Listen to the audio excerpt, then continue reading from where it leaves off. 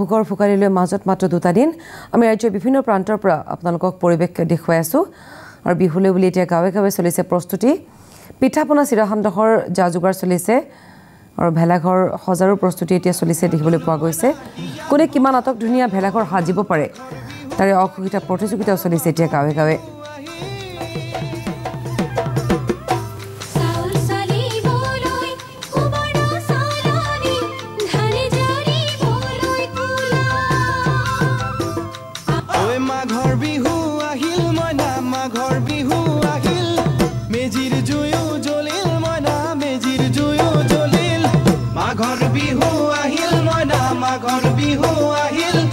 মেজিৰ জুয়ো জ্বলিল মনা মেজিৰ জুয়ো জ্বলিল অসমীয়াৰ মন প্ৰাণ ৰঙে ৰখে ভৰিল মনা ৰঙে ৰখে ভৰিল অসমীয়াৰ মন প্ৰাণ ৰঙে ৰখে ভৰিল মনা ৰঙে ৰখে ভৰিল ঐ বহাগ বিহু আহিল মনা বহাগ বিহু আহিল ঢোল পেপাই মাতিল মনা ঢোল পেপাই মাতিল বহাগ বিহু আহিল মনা বহাগ বিহু আহিল ঢোল পেপাই মাতিল মনা ঢোল পেপাই মাতিল গছৰ ডালত খুলি চৰাৰ হিয়া ভঙা কান্দোন মনা হিয়া ভঙা কান্দোন গছৰ ডালত খুলি চৰাৰ হিয়া ভঙা কান্দোন মনা হিয়া ভঙা কান্দোন মাঘৰ বিহু আহিল মনা মাঘৰ বিহু আহিল আৰু এইবাৰ আমি যাবলৈ বিচাৰিছো দৰঙলৈ পৰিৱেশ আমাক দেখুৱাব আমাৰ সাংবাদিক হেমন্ত কুমাৰ বৰুৱাই ভোগালীৰ উৰুকাত লগে ভাগে এসাঁজ খাবৰ কাৰণে সকলোকে প্ৰয়োজন হয় মাছৰ আৰু এই মাছৰ বাবে দৰং জিলা বিখ্যাত দৰং জিলাত কেইবাটাও পুখুৰী আছে যিসমূহ পুখুৰীত যথেষ্ট সংখ্যক মাছ আছে আৰু সেই পুখুৰীসমূহৰ মীন মহলে সেইসমূহ ৰাইজৰ কাৰণে সুলভ মূল্যত তেওঁলোকে বিক্ৰী কৰে আৰু তেনে এটা পুখুৰী হৈছে সুৰ পুখুৰী আৰু এই সুৰি পুখুৰী হ'ল দৰং জিলাৰ এটা অন্যতম পুখুৰী যিটো পুখুৰীত প্ৰতি বছৰে যথেষ্ট সংখ্যক মাছ ধৰা হয় আৰু এই মাছ উৰুকাৰ আগে আগে এই ধৰণে মাছসমূহ তোলা হয় আৰু মাছসমূহ তুলি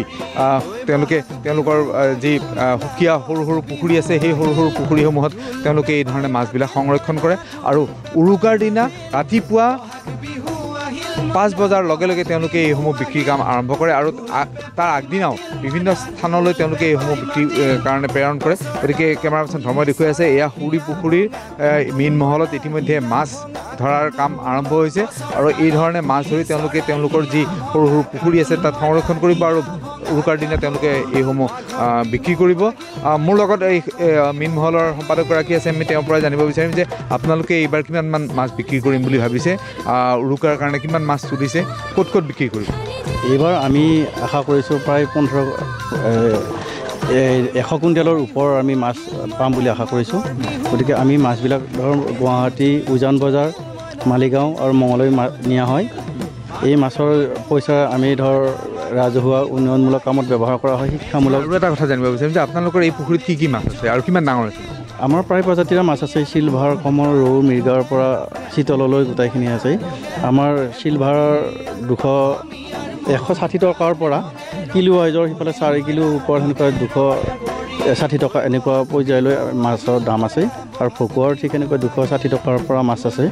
কিলো ৱাইজত ওপৰত ডাঙৰবিলাকৰ ডাঙৰ দাম হৈ যাব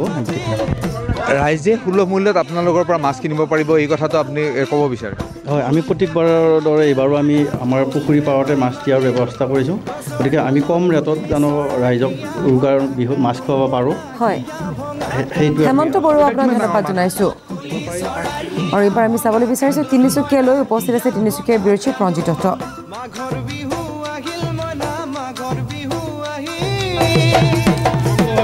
ৰাজ্যখনৰ বিভিন্ন প্ৰান্ত মাঘেৰিটা যি অঞ্চল এই অঞ্চলৰ চহৰৰ কাষতে আছে ৰাজখোৱা পথাৰ এই ৰাজখোৱা পথাৰটো এবাৰ লগে ভাগে উৎসৱৰ আয়োজন চলিছে মই উপস্থিত আছোঁ ৰাজখোৱা পথাৰত এই ৰাজখোৱা পথাৰতো লগে ভাগে সকলোৱে এসাঁজ খাব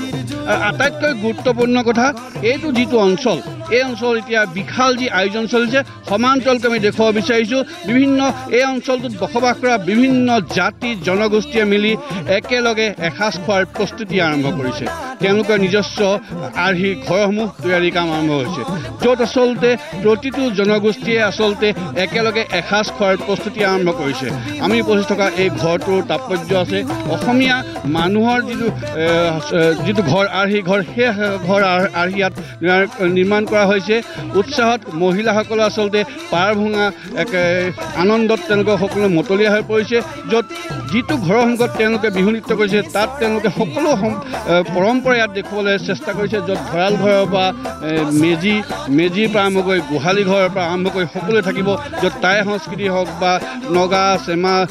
টাংচা যিসকল জনগোষ্ঠীৰ লোক আহিব সকলোৱে আচলতে নিজস্বভাৱে ঘৰ সজোৱা প্ৰস্তুতি আৰম্ভ কৰিছে আমি সেয়াও দেখুৱাব বিচাৰিছোঁ আমি এইখিনিতে ইয়াৰ বিষয়বোৰ আচলতে যাম তেওঁলোকক দুটা কথা সুধিবলৈ আমি চেষ্টা কৰিম কি ক'ব কেনে আয়োজন চলিছে আৰু কি ব্যৱস্থা আছে মাৰ্ঘেৰিটা অঞ্চলত পোনপ্ৰথমবাৰৰ বাবে